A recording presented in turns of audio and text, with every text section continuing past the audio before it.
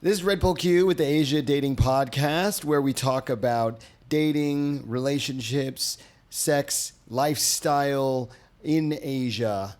And today, as usual, I have with me McConnell and Kane Vast. all the way from Canberra, where he's taken a temporary leave of absence while this corona thing blows over. There it is. Okay, so today we're going to talk about, we have some questions from some listeners who have follow-up information on some of the things that we discussed before with them, and maybe we'll have enough time to talk about Corona time. So we'll see, and kind of what life is like and how that's affected dating. It's like this, yo.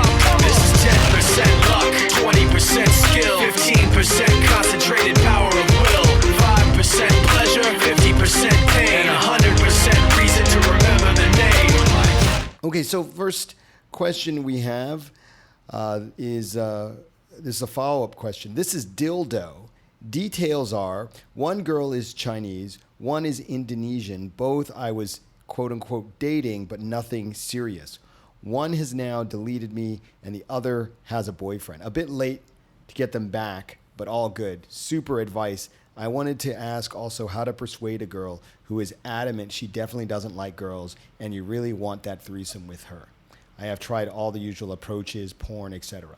So I just want to back up and say Dildo earlier asked us a question about these two girls, and he was trying to do a threesome and wanted to get some advice on how to do it. But I guess things kind of fell apart for him. Which, you know, he's dealing with women, so it's not surprising that that can happen. So his question is, how do you persuade a girl who is adamant she definitely doesn't like girls and you really want that threesome with her? I think this is more primarily Kane's area of expertise. So I think we'll let Kane speak on this for starters. So I feel that to answer this question properly, a couple of comments in a podcast probably won't do it justice, and this is something you would generally want to actually talk to us directly about. For the moment, though, I would say the main thing is that it's more about the girl's priorities. So lots of girls will do things that they logically think don't match them precisely to try and make their man happy. Now, firstly, you should probably ask your girl, what does like girls mean? Because if a girl hasn't had a threesome before, a lot of the time they will think of it in kind of like the normie way, which is, I don't like girls the same way I would like guys. And I think that is actually pretty common. I mean, most girls generally have a preference for being with guys, and they feel a certain level of attraction and interest towards guys, and that feeling isn't the same with girls. But that's not really the requirement for having threesomes with girls. The requirement for having threesomes with girls is feeling like it's a fun or entertaining thing to do at the bare minimum, right? So they're not going to feel the same level of attraction. They're not going to feel like they want to get into a relationship with the girl. And then they have a whole bunch of logical reasons to not engage in this activity. So all of that culminates into, I don't like girls, or I don't feel that way about girls. But realistically, nobody wants to see dudes kiss as much as they want to see girls kiss. So the point being, girls kissing it's hot. I mean, it's normal. No one really judges girls for it. Most people clap and think it's really great and take pictures. So your girl doesn't need to, quote unquote, like girls. She just needs to be willing to do stuff with them to make you happy, basically. Now, she can say all these different things and have all these different excuses, etc., etc. All of that is just based in fear of her being worried about flipping out when she sees you bang some other chick, or that you're going to run away with the other girl, or anything like that. Actually, what's going to occur is that if you're sucking on a titty and some other chick is sucking on her other titty, she's not going to be like, oh, this only feels 50% good. She's going to be like, oh, well, I guess on some level I do like girls. And she'll rationalize the situation to match the comfort of how it feels. The same way lots of girls will rationalize lots of things when they get with a guy who is like higher value than what they can normally get, right? Like some rich dude wants to pee on them. Oh, it's fine because he's rich. I guess I like that, is what they think. So that's not going to be the same if it's a poor man's pee. And just to throw it out there, I don't pee on girls, and I never will. But there are some people who are into that. And Never say never. A lot of people would initially say, I don't like being peed on. But given the right situation, I don't know, there seems to be people out there who like it. And there could even be one on this call. Maybe. Who knows? So, okay, so given that, what would you, so you said the first step is for him to talk to her about what it means to like a girl, right? But not talk to her about it, just like break down her frames around it and make her realize that she's wrong, or that at the very least she doesn't really know what she likes. So yeah, as I said, this is like a really hard thing to answer because it's like so many different facets to this that need to be addressed. I mean, the girls, to me, it sounds like the girl's probably just saying, I don't like girls because she's insecure about the situation and doesn't have a clear idea of what are the benefits of her doing this. So most guys, if you've got a girlfriend who's going to go and like bang other girls with you, you're highly unlikely to leave her. Therefore, it's in her interest to do that. The side benefit is that it's going to be physically enjoyable and a lot of fun for her too. So that's initially not obvious when they just see the relationship being at risk. So I think that he should talk to her and have a clearer conversation about the situation. Because it's either she's making excuses or she has misconceptions about things, and he's the only one who can really deal with that. Yeah, I think another way to think about the persuading threesomes is, from a guy's perspective, if a girl is like, I want to do, X romantic activity, I want you to take me to dinner and like buy me flowers and stuff. Guys don't inherently most guys, I would say, don't inherently want to do that. They don't think about like getting girls flowers and like bringing her on this like romantic evening. Guys don't think about that and be like, wow, that would be great. That would be so amazing. But they'll do it as long as, they feel like the relationship is going well and they understand that, okay, hey, this is something that the girl wants. So, I'll do this for her benefit. It's not really for the guy. And I think the threesomes is like the same thing, just in reverse, where the girl might not logically think she wants it, but she can, as long as she understands that it's something that the guy really wants and she wants to make the guy happy, and that frame is in place in the relationship, then I think it's, as a guy, you can see how that works. Excuse me just a second while I go and kill myself. So, yeah, I mean, basically that. I think that everyone wants the overall benefits that come from these situations. So the girl wants the more stable, secure relationship where she can have her thing with her man in the way she wants. So I don't even see this as a sacrifice, and it's actually very triggering to think of it that way. Because really, I mean, there's no downside once you remove the insecurities. Right, but I mean, I think this is a major issue with, probably almost, well, certainly I'd say more than half of relationships that we see with guys is that, and I really feel like things work a lot better when there is the dynamic of the girl sort of liking, of the girl liking the guy more than the other way around. But most guys, the way they run their relationships, they run them in such a way that they're going to feel more attached to the girl because she's so as a guy, it's harder to replace your girl than it is for her to replace you. Like, that's always going to be the case. So you already have this dynamic where in a certain respect, she's kind of the higher value person. I mean, it's not exactly that she's higher value, but she's higher value in the marketplace in a way because she can replace you more easily. Unless you're really batting way below your level. But the way that most guys and so one of the things that's important for running a relationship well is getting this dynamic going where she has the feeling that she should make you happy.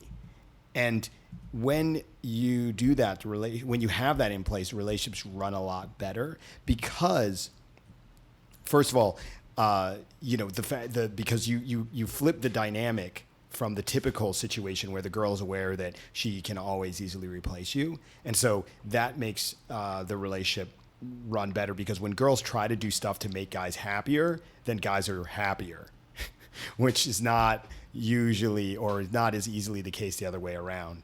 I often, whenever I talk to girls about, an example of something that, I teach, I tell them, okay, look, if you ask a guy, or if a guy asked you, what are 3 things I could do that would make you happier in the relationship?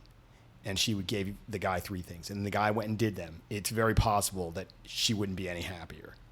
Very possible. But on the other hand, if a girl was like, oh, what are 3 things that I could do to make you happier? A guy could list off like 10 probably. But anyway, she only asked for 3. You give her 3. If she did those 3, you really would like her better. It's like guys, when they want something from a woman, it's really straightforward. It's like, lose some weight, fuck me more, fuck me better. It's like, oh, okay. Oh, look, I'm happier now. And then what happens is that because the guy is happier, then he's more willing to do the stuff that she wants to, or try. Because, obviously it's not, as I was saying, it's not so straightforward. And whenever I tell girls this, they always go, oh yeah, they always agree. They're always like, oh yeah, that's true. And this is a big problem with sort of modern dating, I think, especially in the West, where there's this idea that communication will solve all problems. And it's just not that straightforward, because people are just really confusing. So maybe we can give some tips on how to get that dynamic going.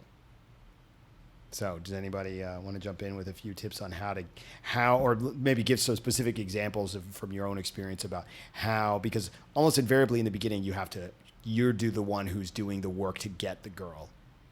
And then, and then you have to sort of flip it so that she now is like, oh, wow, I'm really lucky I got this guy, or I let this guy get me, or whatever, however you want to think of it. So maybe you could give some examples or some tips about how you've done this in the past. Step 1 is to start a campaign of belittling, shaming, and mocking on the daily. Every time you see her, criticize something about her appearance. And compare it to your ex-girlfriend. That's the best way to start. They love that. that actually is one way to do it. This definitely falls under the category of dart game, where you could do it that way, but it's not recommended. Not because it doesn't work. It's not recommended because it has a lot of side, or what do you call those? Side effects that that can be quite bad. You get a lot of emotional volatility and her amusing results. Yes, also known as amusing results. But yeah. So it's pretty straightforward. I mean, you just ask. The simplest way is to say to the girl, like, oh, I like you and I want to like you more. And then she'll be like, oh, I want that too. And you're like, all right, do this. I mean, I'm simplifying this, but really, I mean, the fundamental thing of it is that simple. You just like give her something she wants, ask her if she wants more of that, tell her how she can get more of that. And a lot of it is starting to point out things that she's doing that you like, because that gives her the validation that she wants for doing those things, and then she'll do more of them. So, for example, if she cooks good food for you, you point that out and compliment her on that. If she does something particularly good in bed or wears a certain thing, any of those basic compliments are going to encourage her to do more of those things. And the more she feels good about getting a validation from you, the more she'll start to continuously seek the validation from you. So compliments would be the very first thing I'd say. Yeah, that's great. Great breakdown. Do you have something you want to add, McConnell? Yeah, I think having a good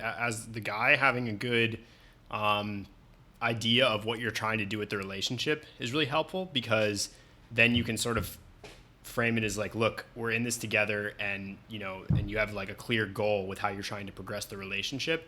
And you could think of it kind of as like co-op playing co-op in a video game, where I think a lot of guys, they think it's like them against the girl, and it's like, well, she doesn't want to give me this and I want this, and it's very adversarial. But I think if you come at it from a cooperational point of view, and you just look at it like, okay, well, how can we work together to get these things? And so,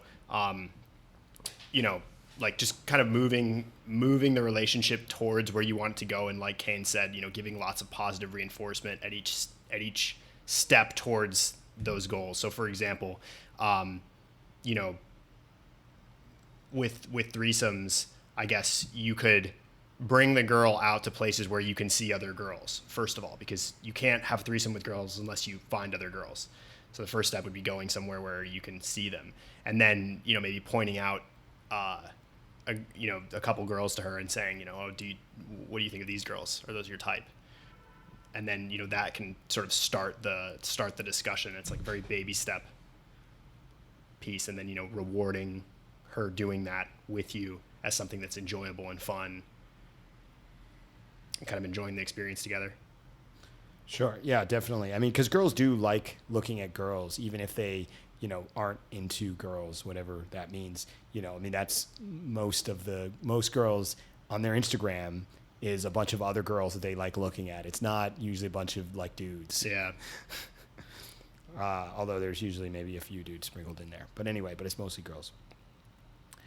The other thing that I wanted to say is that I think most guys don't spend much time on developing their sexual skills.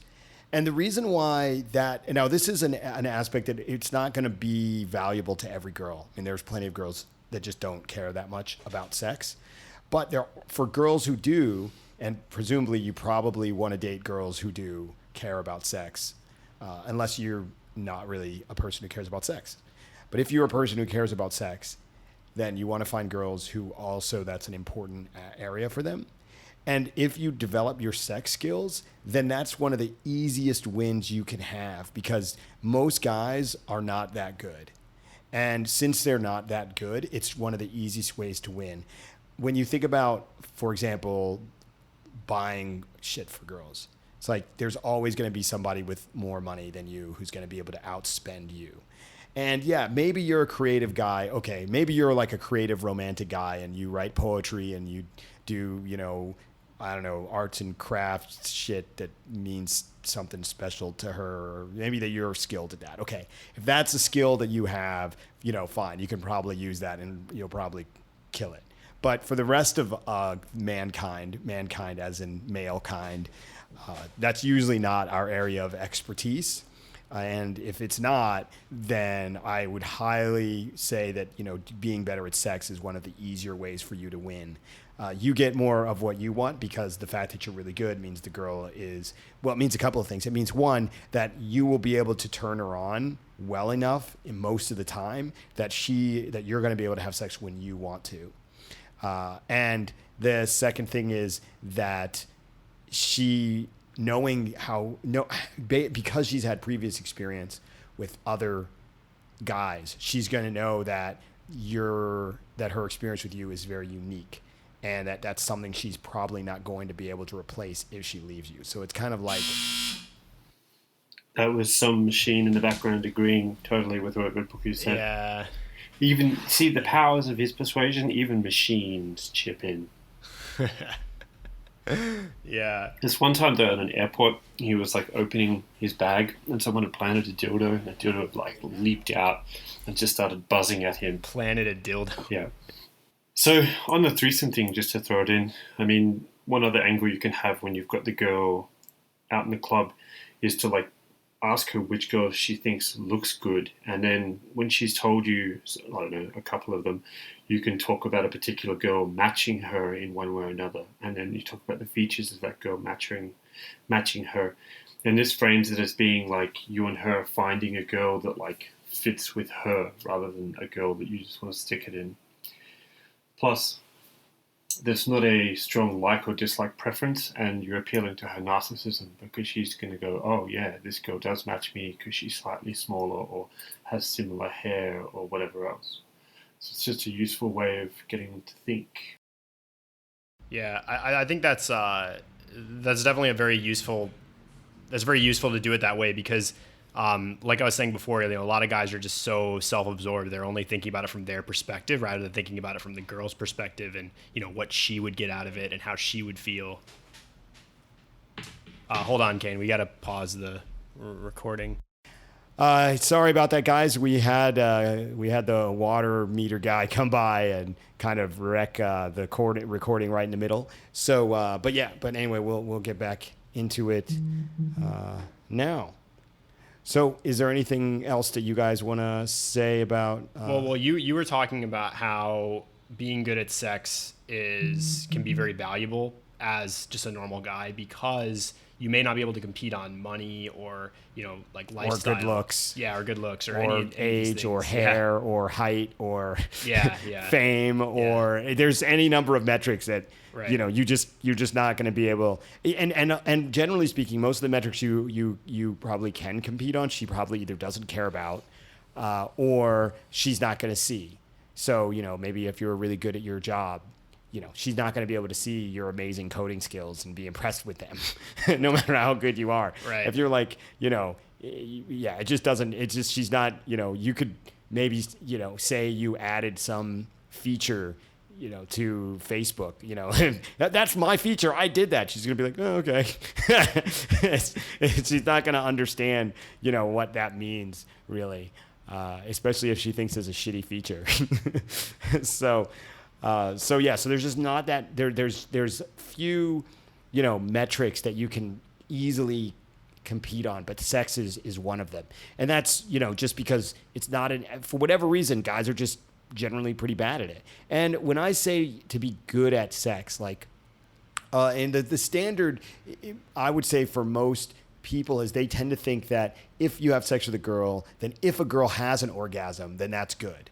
Now, I would tell you that if a girl has a orgasm is a pretty low bar, and it is very possible for girls to regularly have 4, 5, 6 more orgasms in a sex session altogether. I'm not talking about just from the fucking. I'm talking about from the foreplay and all of that. So that's like a pretty easy metric because it's actually not that difficult to do that if you're with a girl for a few months. So, and it's going to be very difficult for her to go out and find somebody else that can do that. And she knows that it's going to be difficult to do that. So that's kind of the key, is that it's an area where she feels like she's competent as a judge of who's going to be good, and she's going to have mostly worse experiences. So that's why I think that's one of the better areas to compete on, in terms of the girl feeling like her situation with you is really valuable. And we have any number of guys who have come through our programs and especially our sex seminar, and the girls are like, oh, when I tell my friends about our sex, they can't believe it. They don't understand, and how it can be like this and that sort of thing. So definitely much easier. One of the easiest ways for you to stand out. Anything to add from either of you guys? No, I think that's a great point. Also, a couple things about competitive advantage. Like, I think, being good at sex is a good competitive advantage because it takes time to develop that skill, and most guys won't be willing to put in the time. Similarly, I think, you may not be able to compete on any of those metrics that Martin just listed, but as a person, red poll Q to you. Yeah. As a person, you have some intersection of things that makes you unique. Some intersection of skills or experiences that you could give other people that hang out with you. And so you want to spend time thinking about that and thinking about how you can use all of the intersection of skills that you have that's unique to you to make your relationship better. So one example is, I can speak Thai pretty well. So, earlier this year, I went on a trip to Thailand with a girl that I've been seeing. Oh, those were the days when you could go on a we trip. Get on planes. That required an airplane. Yeah. And, like my knowledge of like any guy, especially like the big spender guys with a lot more money than I have, can take girls on these kind of trips. But most of those guys won't have the skill of being able to speak the language in that place, or know about the culture, or know about what's going on and be able to provide a unique experience. So the fact that I have that means that me bringing someone to Thailand is a lot different than just some random rich guy bringing someone to Thailand. And you don't have to speak Thai to be able to take advantage of unique experiences. I mean, everybody has something that they can offer. You just have to think about what those things are and how you can present them in the relationship. Or if you feel you don't have something, then that's something that you can spend your time doing. You can develop your knowledge in some area. Like this year, or the past 2 years or something, I've been working on learning more about wine. In large part, that's just about drinking more wine, which is pretty good. And then because you drink more wine, you are exposed to like some really great wines. And so then when you share that, you're providing them with like some experience that they couldn't have had otherwise, that they see as being superior. And the only reason is because you just spent a bunch of time drinking. So, but it doesn't have to be that. It can be any number of things. It's just one example. And now, go ahead. I was going to say that the one thing about this is that this is going to be something that is relevant to some girls and not relevant to others. So when you meet girls, you have to understand that each, anything that you develop, like there are girls who I've dated who they don't really drink. So if they don't really drink, the fact that I know really good wines doesn't really help very much because they're not going to drink. So you also have to understand that unlike sex, these other areas, and even with sex, it's somewhat true, but sex is kind of like food, where it's like everybody is into food to some extent. Although there are people, who eat anything, and then, there are other people that, are very picky, right? So you get the range, but everyone eats and cares about food to some extent. So whereas in the other case, there are things that that could be your area that just the girl just doesn't care about at all. And so part of the dating process is selecting girls who you have a better chance of being able to provide them with something unique that appeals to them specifically. Yeah, and I think this is probably one of the biggest mistakes guys make when they're in the meeting process, like when they're meeting the girls. They don't do enough digging to figure out, does this girl match enough of my qualifications to create like a really good relationship that could last, like a year, 5 years, 10 years, whatever. They're just not thinking that far ahead. And I think if you do spend a lot more time digging for more information about how the girl could contribute to your life and how you can contribute to her life, you'll end up having much better relationships overall because you can provide experiences that she wants, or in some cases, the exact experiences she wants. So that's very valuable. And I think not enough guys spend enough time on that. They're mostly focused on just basically kind of entertaining the girl, or they get kind of stuck in the attraction phase of things. And, they don't dig deeper. Okay, great. So any other comments about this dynamic from you, Kane? Well, you were mainly referencing the whole get good in bed because it's one of the easiest and most enjoyable values to provide. Yeah, and the idea, in terms of being able to flip the dynamic so that she then realizes that you are not so replaceable as she thought. Because if you're kind of a generic guy, and I mean obviously you're not totally generic, but I mean that because you're a guy, because girls can get guys more easily than guys can get girls, you're more replaceable. And so that kind of, the fact that you're more replaceable gives you less value in that relationship. But if you can stand out in a few ways, then that dynamic, you can flip that dynamic. And so the sex is one of the ways. And I think and then you mentioned some ways also by developing the habit in her of making you happy, because when she realizes that doing that makes her happy, that putting in that effort regularly, that makes the dynamic a lot better. So I would say that the core of all of this is the same thing. It's just strong, emotional, memorable experiences. And sex is one of the easiest ways to get there, simply because it can be very emotional and memorable. Now, as everyone else has kind of covered, you can generate these different experiences in different ways depending on what the person values. So, as Red Bull Q said, someone who doesn't drink won't care about wine. So, yeah, you want to find out specific stuff, but just specifically on the sex aspect of things, I don't think the amount of orgasms is the entire thing for girls. I think it's like half of the package. So if you're mechanically very good at sex in terms of generating orgasms with them, but then they don't feel very emotionally connected to you, that wouldn't be as rewarding compared to, say, having both parts of the pie, so to speak. So I think that if you just go really hard into one and not both, you're kind of shooting yourself in the foot. However, if you just go really hard into emotions and your sex game is terrible, there's a reasonable chance at some point the girl's going to bang some other dude. So I would say that you want to keep a balance of both of these things. Now, there are a variety of ways you can generate different sorts of experiences in terms of sex. The thing you don't want to ignore, though, is the chemical effects it has. And most of those are pretty important in terms of keeping a girl attracted to you and getting her to feel connected and close to you, because it literally generates a whole bunch of stuff that helps all of that along.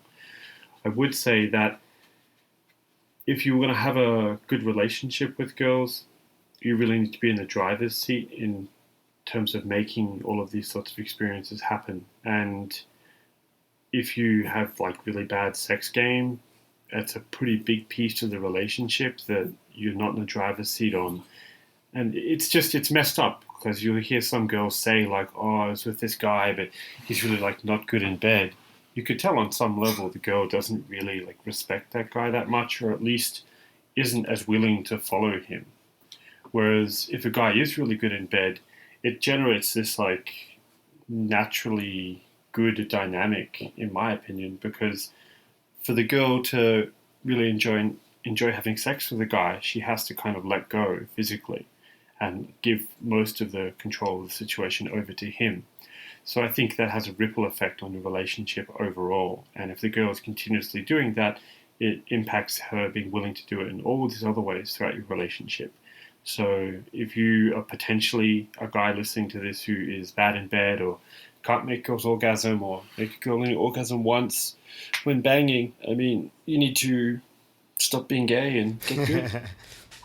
That's seriously, though. I mean, I'm saying that humorously. Yeah, I wanted to just say that. Yeah, I agree with that. I mean, so for example, if you're, it doesn't matter, how many orgasms you give her. If you like, are like, all right, I got to get back to work, and then you just get out of bed and you start working on something. Like it's not gonna be a very effective. So, and that'll ruin the entire experience for her.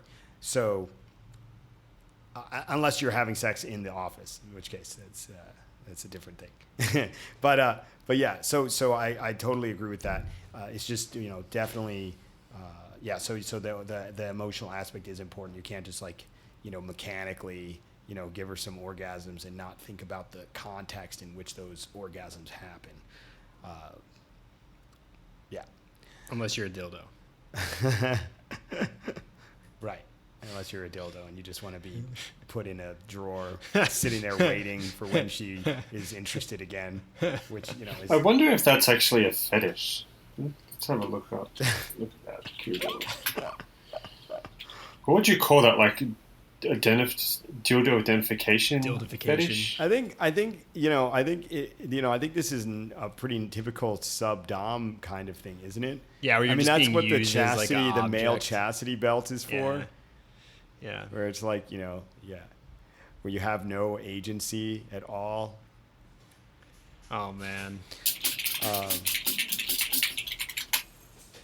Yeah, none of the Google searches are really showing up anything. I mean, there's 31 common household things to use as a dildo. Did you look up male chastity belt, Kane? I'm not looking it up. You gotta look in his Amazon cart. I don't think it's his Amazon cart that we need to look into. Kane's welcome back to China present.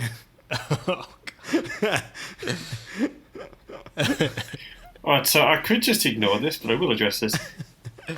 Number one, there is no Amazon cart. Like, nobody has an Amazon cart. I have one, but sure as shit would not have that in it. And number two, this is just ridiculous.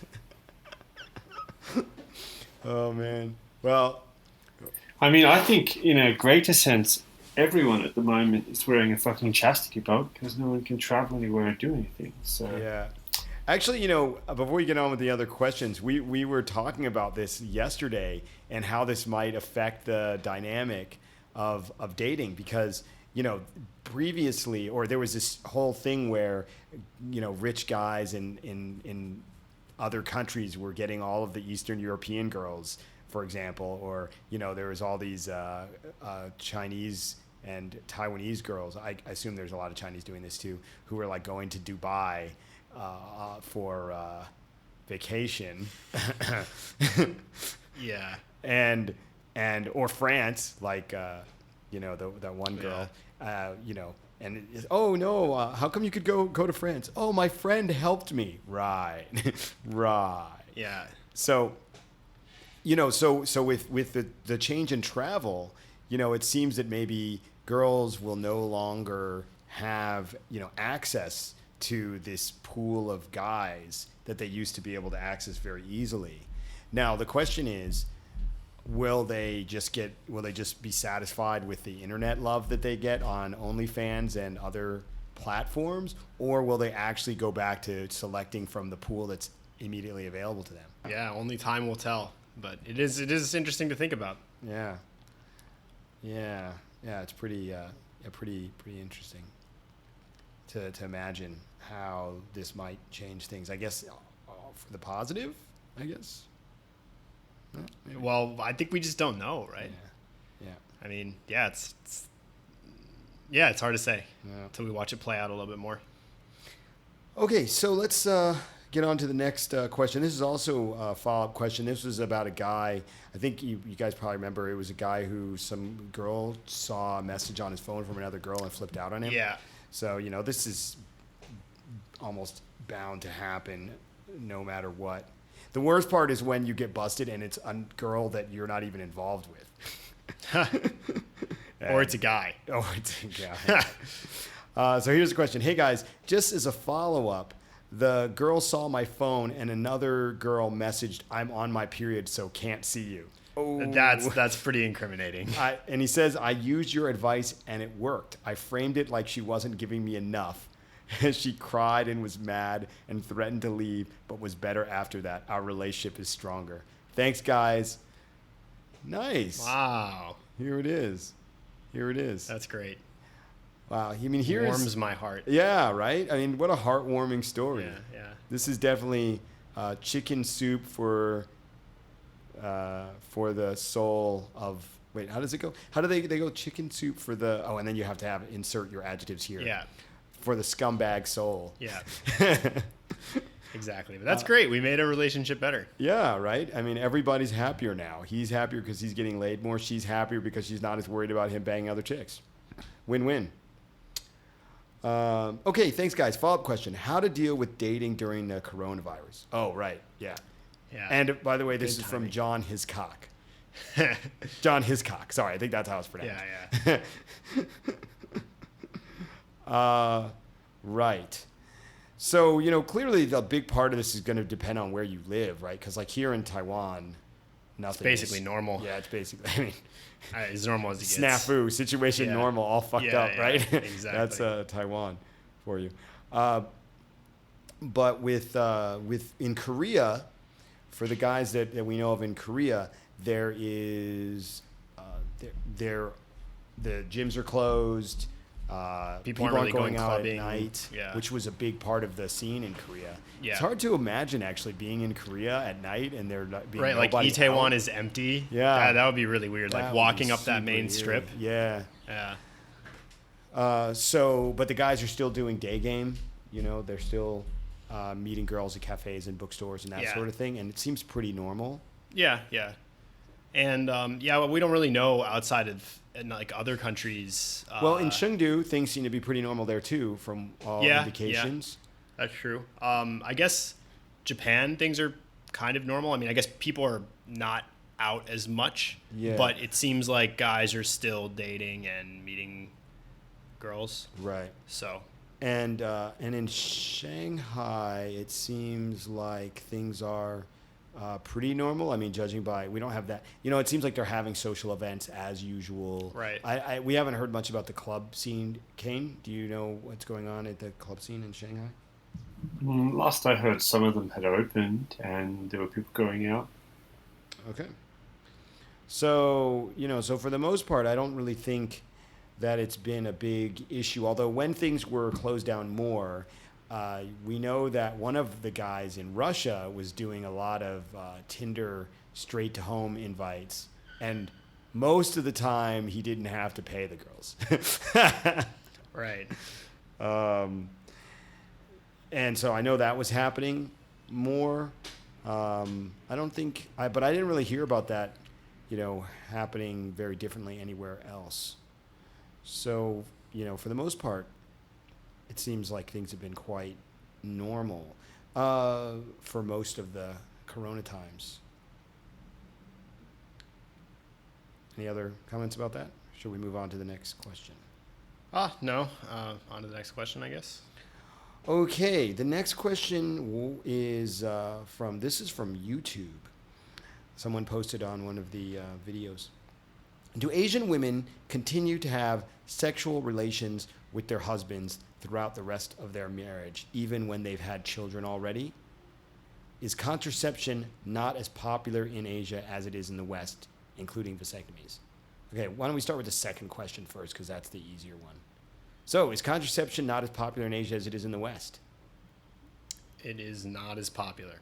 Yeah, definitely not as popular. And I think, so what that means is that girls are far less likely to be on the birth control pill, although some girls will, but they don't generally like the idea because they are concerned about how it affects their hormones negatively, or how it might affect their hormones negatively. And they've seen a lot of fat Western women, and they know that they're usually on birth control, so I think that also scares them. I don't think I've dated a single girl since I moved to Asia who was already on birth control when I met her. It's because you're not going for like really westernized girls. The only ones that really take it seem to be the really westernized ones. Yeah, that's my point. That's not the only ones. There in Japan, if a girl has gotten pregnant in the past and had an abortion, they will often be on birth control. Okay, yeah. So that's another category. So but I can only think of like one girl that I met who was like that. She was like, "Oh yeah, I get pregnant easily." Does that just mean that she gets pregnant easily, or she just really likes cream pies? She can't resist. Who knows? Yeah. I presume what that means is that despite them trying not to get her pregnant, that she was able to get pregnant. That's what I think that means. And then let's see. And then I think And then what even here? Wait, here. Oh, here. Yeah, and there are definitely girls who, like, if you start dating them, then they'll get on birth control. That has happened to me a few times. To you? This never happened to you? No. Really? The girls are just like, give me this baby. Really? You never dated a girl here who got on birth control while you were dating her? No. Oh, shit. Wow. Jeez. Wow. Really got to apologize to my sperm. Sorry, boys. Guess you're just not cutting it. Wow. What about you, Kane? Have I been dating a girl and had her get on birth control? Or she chose to or wanted to? No. I think maybe like in Australia, yes, but in China... Guess I'm the big loser. Oh, that's not true in my case, actually. I just remembered. Okay. But that was kind of a different situation. Uh-huh. Because she was allergic to latex. Oh. So. And she loved to get cream pie. Don't forget about that part. Well, that goes without saying. So you were saying, Kane, about... Well, in Australia, yes. In China, no. Oh, right. Yeah. Checks out. Wow. So I'm the big loser in the room, apparently. Girls don't want to have my babies. That's really... Ironically, you know, it was like the BG. Oh, and right, the other member of the Horny Girls Club. So 2 members of the Horny Girls Club. Yeah. The BG, and oddly, you know, the Japanese girl. Yeah, right. That was here. At least. Maybe there were others. Wow. Was that her idea or your idea? Her idea. Yeah. I mean, I'm just the loser in the room. What can I say? Okay, so let's go on to the second question. I'm going to cry myself to sleep tonight. Do Asian women continue to have sexual relations with their husbands throughout the rest of their marriage, even when they've had children already? Okay, so what do you guys have thoughts on this? I think it's pretty normal to have sexless marriages among like local Asian couples who are married. And I think I've seen this especially in Japan, very, very common in Japan. I can't really speak for other countries that much because I think it's more varied, but I think in Japan that's very routine. Right. And it's also common that they will only, but the weird thing about Japan though is that it is, you know, so in the US we have this image that it's always going to be the woman who doesn't want to have sex with her husband, but in Japan it can go both ways. It could be the wife who doesn't want to have sex with the husband, or it could be the husband who's the one who doesn't want to have sex with his wife. Right. So it's kind of an interesting factor. And you know, I think in Japan, there's not this implication that the marriage is like bad because that's what's happening. You know, in America, or I should just say in the West, couples who aren't having sex, that's seen as like a kind of a, it's like a signal that the relationship is not working and the marriage is going to end, or it's like already failing. And in Japan, it's just like, okay, well, it's a lot more like a business where, you know, yeah, you might not want to have sex with this person, but hey, you know, you've got kids with them and you got a family and everything's working out pretty well. So it's doing its job. Right. And, you know, you can just have you can get your sexual pleasures somewhere else outside of the marriage, because that's not really what marriage is about. Right. I also would say that it seems like right.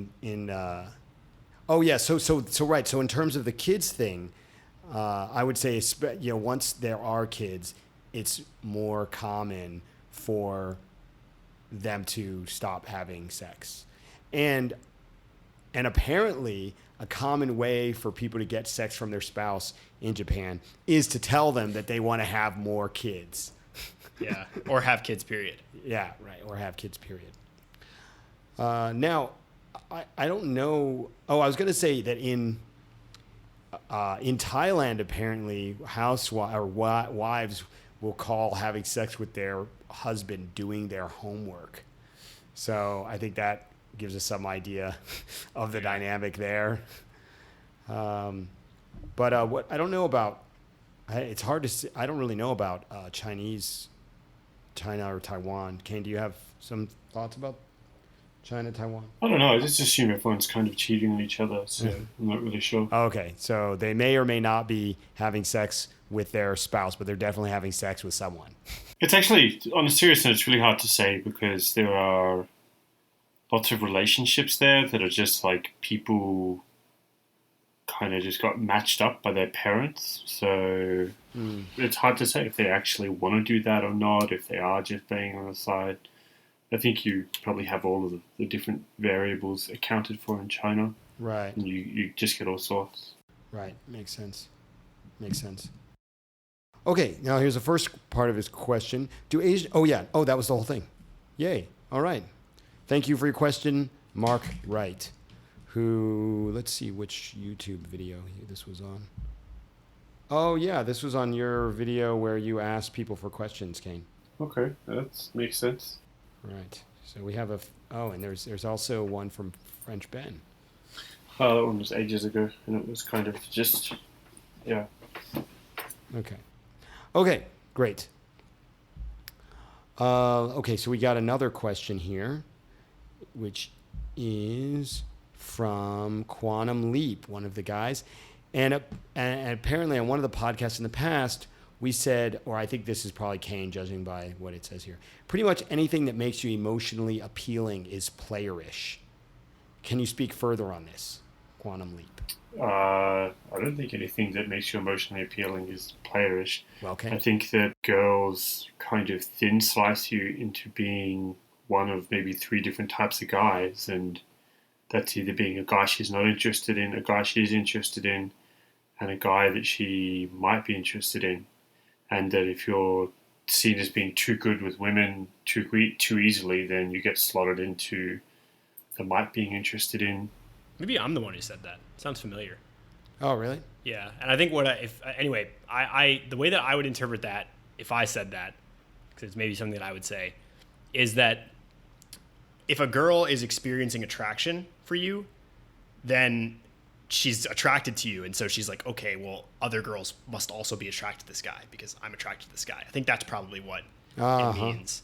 And so, the fact that she's going through a series of emotions with you, it's not like this is just unique to her, right? Because she can see that it's like, oh, this guy's just a quality guy. Right.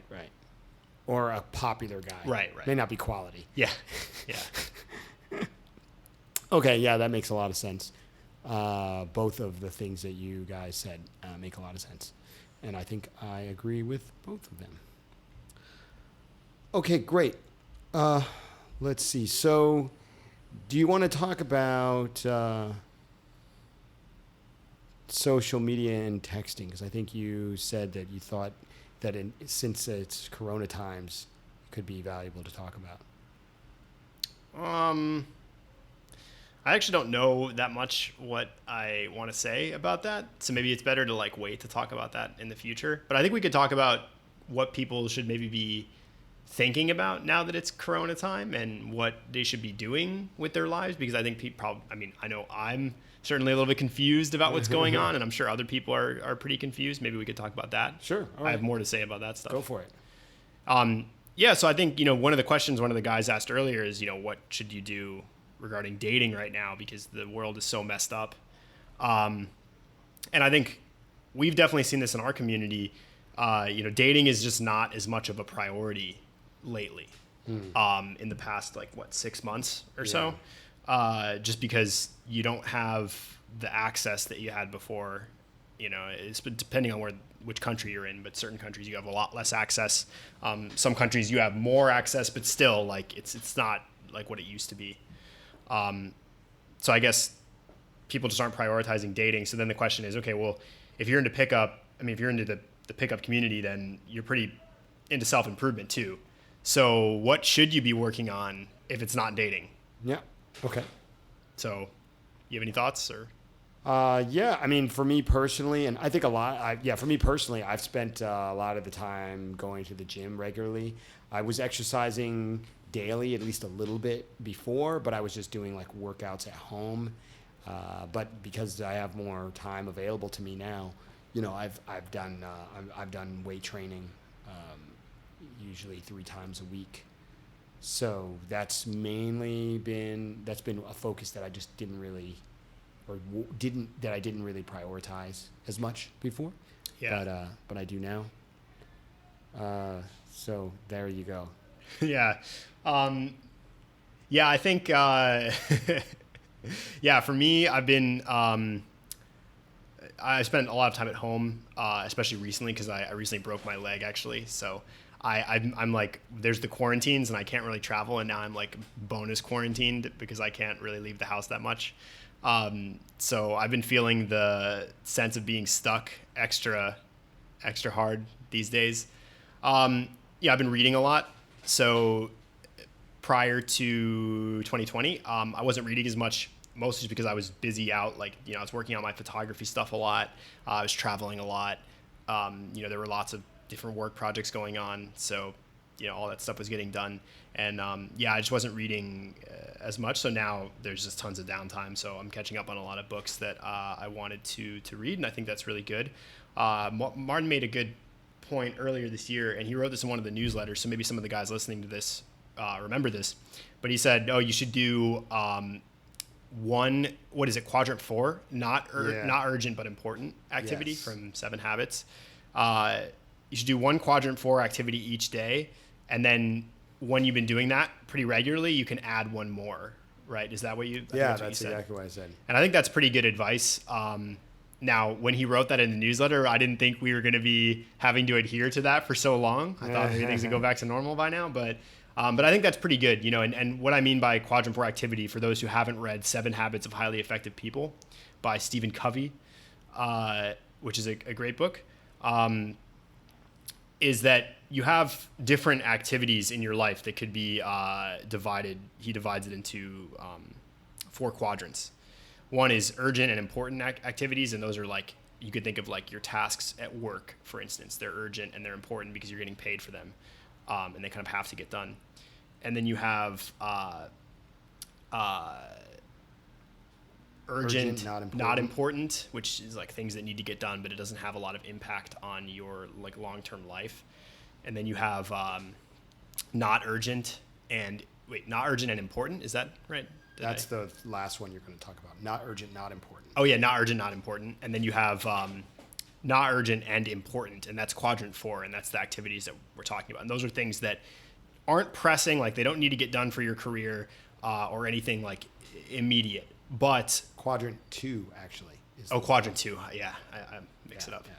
So quadrant 2 is not urgent, important. Okay. Yeah. Quadrant 4 is. That's right. That's right. Yeah. That's right.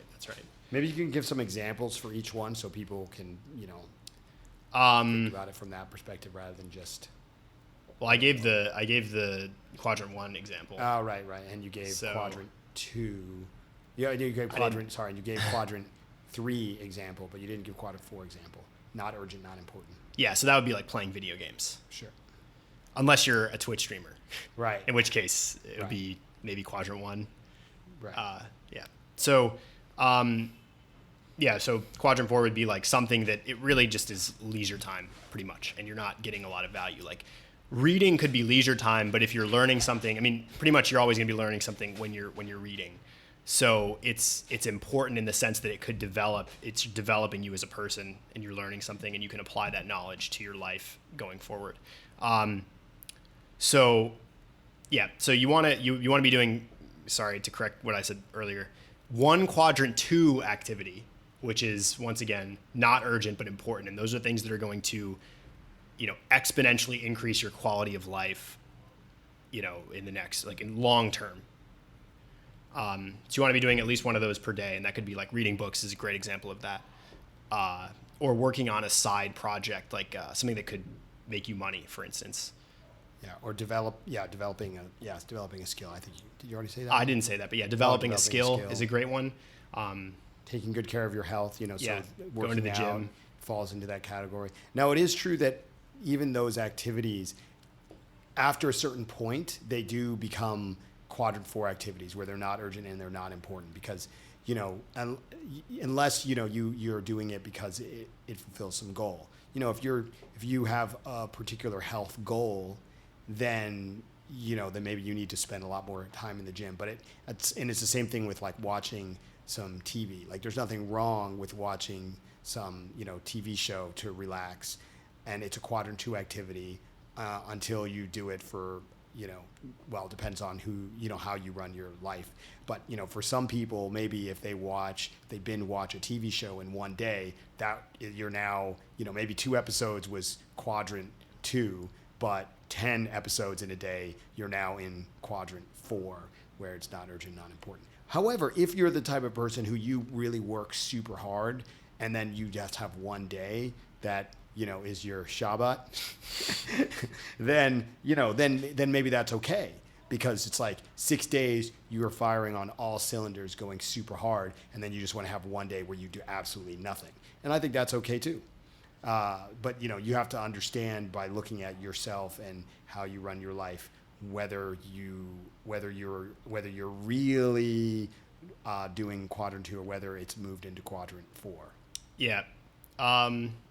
And I think another good way of looking at the current situation with COVID, which you actually brought this up to me, is think about it like, for those of you who for the boomers listening to the podcast, in the movie Conan the Barbarian, Yeah. he has to like push, what is it, like the wheel of... Yeah, it's like it's a mill. Yeah. I think a millstone Yeah. that grinds grain, I think. Yeah, so he's basically like a slave, and he has to like push this wheel just every day, all day, every day, Right. for like while he's growing up, and like it's just really shitty and monotonous. But then he's like insanely strong by the end because he's just been pushing a wheel for like 10 years. So I think if you use, actually, to use a more like a different example, there's that scene in Batman Dark Knight Rises where he gets like thrown in the pit. Oh yeah. And he has to like train, his back's broken and he has to like train himself to be able to escape the pit. Right. And you could think of it like that too, where, you could just let yourself be a prisoner and just like, that's it. But you could also use that time to train yourself to be, so that you're really, really sharp when things do get back to normal. So you can take advantage of a lot of opportunities at that point. Because, maybe things won't go back to the way they were pre-COVID, but they'll at least normalize enough that you'll have access to opportunities that we don't have access to now, and you should be able to take advantage of them if you were spending the time productively. Right. So I think those are good ways to frame it and think about it. Yeah. Although I love the Conan the Barbarian example more personally. I know you're personally a fan of Conan, but we do have some Zoomers probably listening. The reason why I think it's a little bit better than the other example is because in the other example, in the case of Dark Knight Rises, there's this hope of like escaping from this. From the pit, there's like the sky and people can see it and they want to get into the light because they're in the dark. Whereas in the case of Conan the Barbarian, there's no sense that he will have an opportunity to escape. Right. He's it's like the guy pushing the wheel. Oh, Sisyphus. Yeah, Sisyphus pushing the wheel up the hill and The Rock. Sorry, I was thinking about the Conan because he's like pushing. I'm pretty sure the thing in Conan you're referring to, functionally, I think it's like a grain crushing thing, as you guys mentioned. Yeah. I think in the law, the name of it is the Wheel of Pain. And that's right. Yeah. It was something that you used to like break slaves. Oh, interesting. Yeah. So anyway, but yeah, as Jordan Peterson says with Sisyphus, you have to imagine him happy. So, otherwise you just shoot yourself in the head. Yeah, exactly. So yeah, I think that's a good way of thinking about the current situation. Use it as productively as you can, and add some Quadrant II activities in there. And I think as long as you're doing that, you're in a pretty good. You're arguably better position than most people, right? Because I think a lot of people are just kind of just sitting at home consuming a lot of media because that's the easiest thing to do. Right. So so on that front, in my case, in addition to going to the gym, I've also spent time on my Instagram, not watching. I mean, producing things for Instagram, and so that's been another kind of skill or area that I've been working on during this time, and it's definitely, I think it's definitely been a positive experience for me, even from the perspective of having more content, right? So, I do these podcasts but I also have like other on my Instagram, there's a lot of kind of self-help type content. So producing more content is, always positive. It's the same thing if, you are a writer. It's like, it's good if you write. It doesn't matter what. It's just like writing is good for you, period, if you're a writer. And in my case, what am I? I'm a guy. You're a scumbag. Girls don't want a fabulous pauper. Yeah, the fabulous pauper. But I am a purveyor of knowledge, and so I should do more of that, and so that's good, and especially in a new medium, because it's always valuable to keep on top of where things are headed and how things are moving forward. I would say learning any social media platform that's kind of at the top is, and I don't mean just sitting there and passively consuming it. I mean learning it in that you're producing content for it and you're looking at how it works and, you know, trying to understand it, understand the technical aspects of it, of like how to create content that performs well and, you know, learning why people use it and what makes them engage with it and all of that. I think that's a very that's always a valuable skill, but especially now because of how digital everything's moving. So I think that's always good. And I think that you know, the dating landscape has changed a lot because of, you know, apps like Tinder, apps like Instagram and all this stuff. So I think using that stuff and being aware of how it affects things is pretty useful. Do you have something to add, Kane?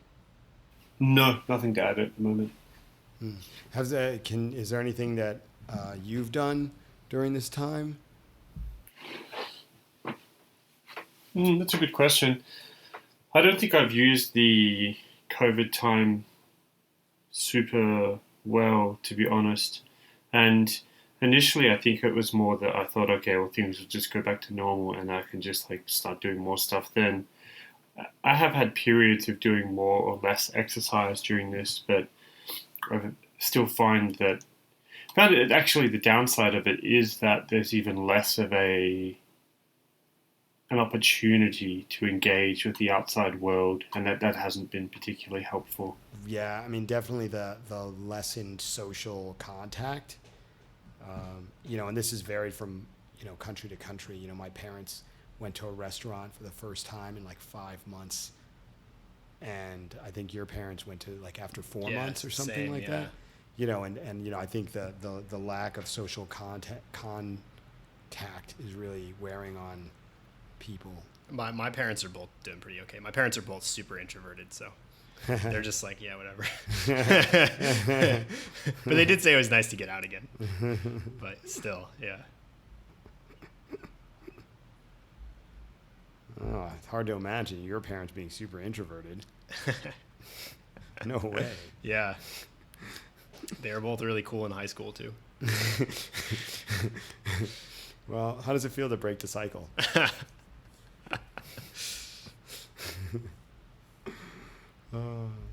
Okay. Yeah. Anything, you know, should we cover something else on this podcast? I think that's pretty is that good. Good for this time around. Yeah, it's good for this time. Okay.